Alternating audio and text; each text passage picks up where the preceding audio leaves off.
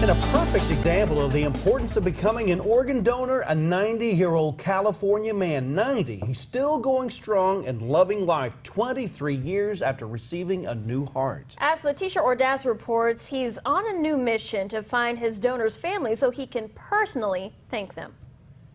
Good looking couple, huh? Yeah, What happened to us? we got old. Jackson Zeri's heart still beats strong for his bride Angie of 68 years. They promised to stick with each other in sickness and in health, and that's just what they've done. 23 years ago, the couple feared their love story would come to an abrupt end. I had a cardiac arrest. My heart stopped. After suffering countless heart attacks, doctors told Jack he would need a new heart. I asked my nurse, I says, honey, I says, how much time do I have to live? And she said, you really want to know? I said, yes, please tell me. And she says, well, probably a week.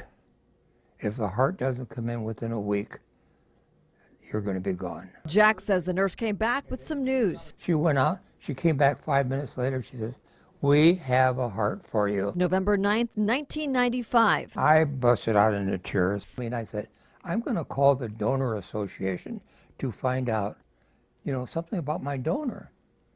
And I got a hold of them, and they said that the family didn't want to be reminded of their loss. The Donor Association gave him some limited information. He was a male.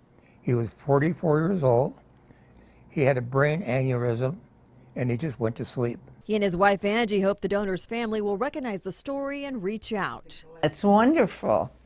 If we can meet them, that would be nice. I would love to make contact with that family if there was some way of I think they would be so proud to see that I'm still here at 90 and doing as well as I am.